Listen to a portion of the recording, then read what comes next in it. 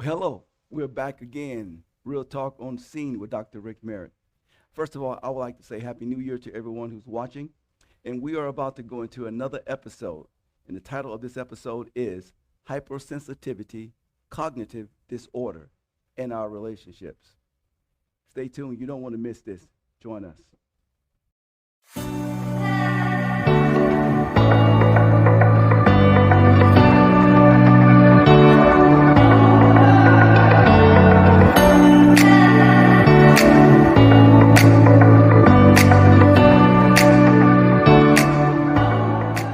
All right. So we're here today. Real talk. Let's get to the business of real talk. So I gave a little introduction about hypersensitivity cognitive disorder. So that is a made up term. I just want you to know that I created that term, but it explains some things. Let's talk about feelings because that's what that really means. I've mentioned before about triggers that are within us, and I call them pets, personal emotional triggers that we carry around with us everywhere we go, and we bring them into our relationships. And so if you want, I want you to follow me into the world of hypersensitivity when it comes to our feelings and how those feelings can create a cognitive disorder in the way that we think and process things that are happening to us and how we look at things. So, in reality, there is no direct diagnosis for that term that I use. However, it helps explain to some degree how a person elevates their feelings over everything else around them. And their feelings become the standard by which all things are measured and all things have value.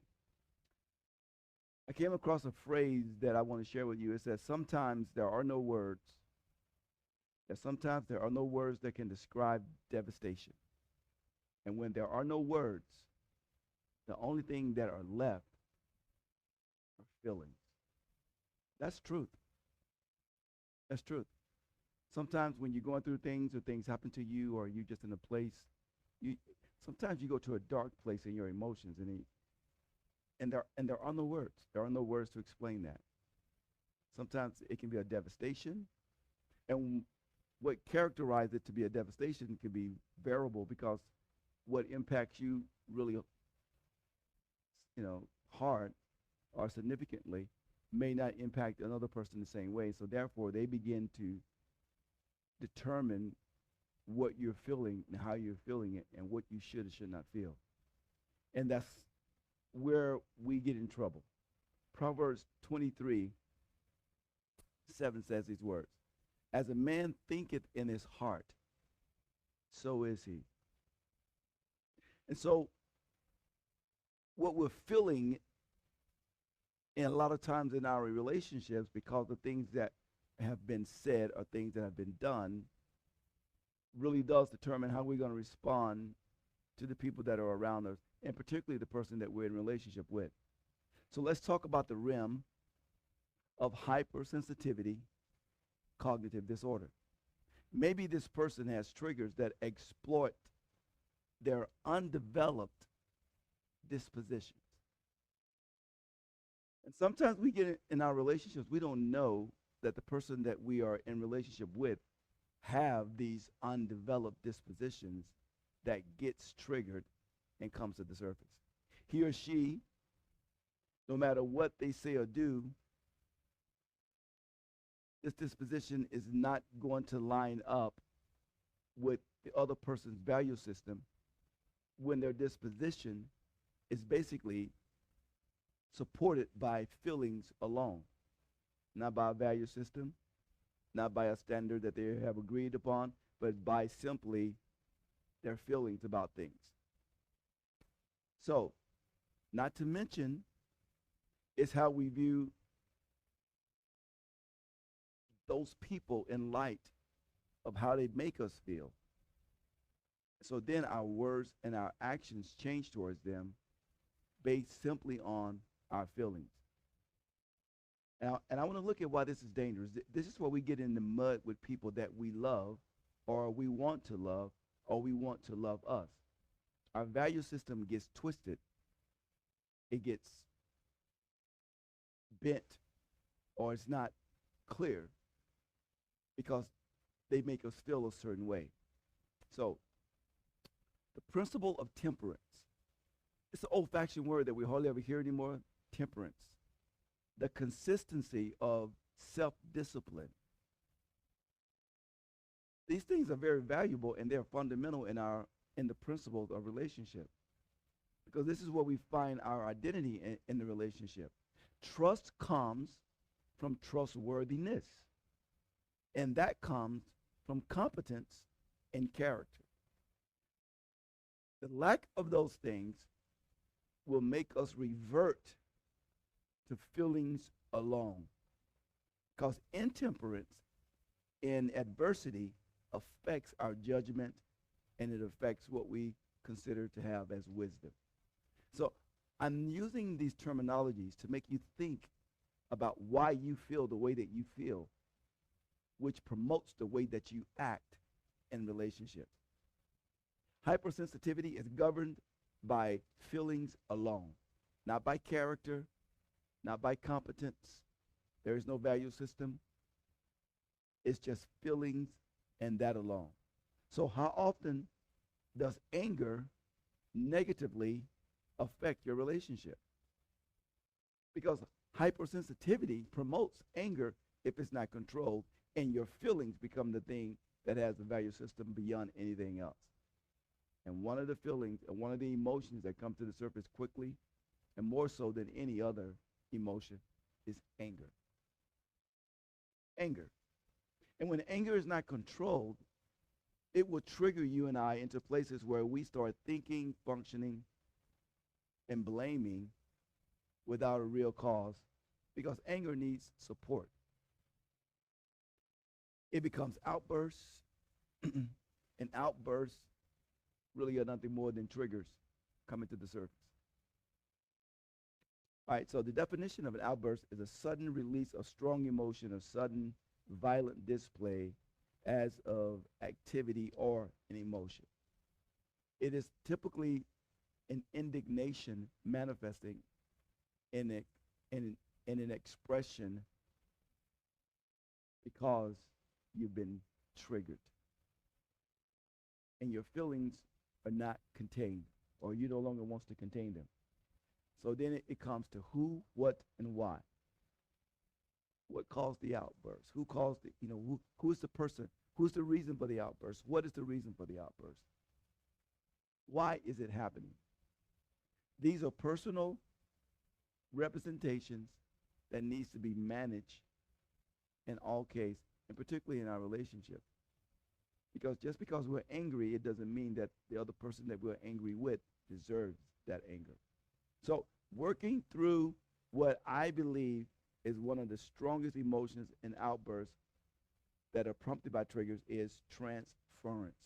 It is probably one of the most powerful ways of learning about yourself. Transference. How you and I become more cautious, or conscious, I should say, and being able to let go of patterns that we know that are connected simply to our feelings alone. And because they're not working for us, we begin to blame others for why we feel or act the way that we do. Transference is typically an unconscious process where the attitudes and the feelings and the desires of early experiences in life, particularly even prior and previous relationships, gets transferred onto the person that has triggered us, that's standing in front of us. And that can even be parents, that can be siblings, that can be, like I said, previous relationships, childhood experiences.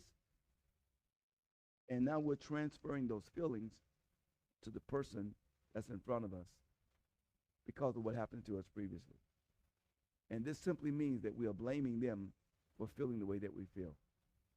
And sometimes we don't even tell them that, we just communicate that. So we often experience resentment because of transference, or when we transfer, toward other people when we find it hard to forgive them and we hold them to an unspoken standard. And that is dangerous when it comes to our relationship. Because that is when we transfer, when we're not brave enough to talk or to speak about what we really feel in love. We can't be honest. We can't tell the truth in love because our feelings have been triggered, and these feelings are now promoting resentment. Whenever we feel that we've been treated unfairly, judged wrong, or have a very powerful intuition or reaction to something that's triggered us, that's how we feel this way. So I want to look at some things briefly that help us understand resentment. Resentment invades. It lives inside of us, and it's personal.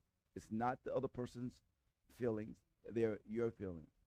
They're feeding on the negative things that we have allowed to trigger us that's creating these emotions. It becomes stronger, and it lasts longer when it's ignored. If it is left unresolved, resentment has the power to become a consuming, all-consuming fire that begins to fuel our anger for the next episode that we get triggered. In turn, when it's unexpressed, it's internalized, it becomes anger, and it's a ticking time bomb that is waiting to be released. And sometimes it is self-destructive. Sometimes it is destructive toward those who are in front of us and those who are around us, or sometimes both. But I tell you what, when resentment is living inside of us, because we are no longer able to blame others, but we have to live with that thing inside of us, it'll play out in our relationships, right? It resides with you and you alone, and it creates this negative pain. And when it's not talked about and when it's not shared, it will manifest in your relationship toward the person that you say you love or you want to love. So how do we get past hypersensitivity cognitive disorder? Well, the first thing you do is you express yourself honestly. That's the first thing you have to do. You have to be willing to say, I feel this way. Don't hide it. Don't suppress it. Be honest about it. I feel this way. But express it in a loving way. Control the anger. Manage how you feel about it. Because when we don't manage it, when we don't control it, it controls us. And it manages our relationship in places that are harmful and that can be destructive for the long-term health of that relationship. So we learn how to do it with grace. We learn how to do it in love. We learn how to do it relying and leaning on Jesus and not our own strength. And I'm telling you this because if you don't do it this way, what you're going to continue to do is have outbursts. What you're going to continue to do is have these expressions that your loved one or your spouse or your children or whoever you may be in a relationship with are trying to figure out why you feel this way, why you act this way, and why are you blaming them for how you feel. When in reality, you've been triggered to an outburst, and when you tried to transfer, or you did transfer, related to something that's not even connected to them, but to your past pain. So express yourself in grace, express yourself in love. Number two, what you must do, communicate your feelings. Now, this is not the same as expressing yourself, because expressing yourself is saying, I'm controlling my emotions. I'm controlling my behavior in a way where I'm being respectful to the person that's in front of me. I'm not demeaning them. I'm not threatening them. I'm cognitive of my awareness of how I look, how I am communicating, and what it is that I want, that I have to control about what I feel. Secondly, communicate your feelings is that now you have to be composed enough to share how you feel and be honest about what has triggered you. Be honest about your pain. Maybe even be honest about the fact that someone else hurt you and they reminded you of that and it triggered you. You have to be honest about those things. In doing so, we expose the vulnerable side that needs to be exposed so we can feel some type of help from the person that needs to help us the most. And these are the people that we're in a relationship with. I'm going to tell you, you need help to get out of this. But when we communicate in that painful emotion, we take a step out of the comfort zone of being angry, because angry makes you feel good sometimes. Having anger doesn't make you feel bad. Having anger a lot of times makes you feel good because it's an endorphin. So it makes you feel good. There's an adrenaline to it. There is a soothing aspect of being angry because you have something that you're holding on to that you eventually want to express and you want it to be released. But when you are vulnerable, you remove that anger. You remove that. You allow yourself to be vulnerable and say, I need your help with this. The third thing you do is practice forgiveness. Forgive. We all make mistakes. Forgiveness is your own personal honor. You honor yourself when you forgive. The ability to wholly and truly forgive is one of the greatest gifts that you can give to yourself. When we forgive, we stop letting our past dictate our present. And that is a gift to yourself and to the relationship. So I want to give you some scriptures to hold on to with everything that I've shared. 1 John 4:18 says, there is no fear in love, but perfect love casts out fear, because fear itself has torment. He that feareth is not made perfect in love. And so what does this mean in short term? Simply, it just simply means that let love rule. It doesn't have to be perfect. It doesn't have to be perfect. Just let love rule, and love will cover the imperfections of both you and your spouse or your significant other or your child or your parent, whoever it may be. Let love rule, and love will cover. The question to ask yourself is this: how long does it normally take me to open up and talk when I'm angry? How long does it take me to cool down before I can even talk about it? Is there a cooling off period? Or is there a buildup of emotions when you finally do talk about it and it turns to an outburst? So are you talking or are you letting off steam?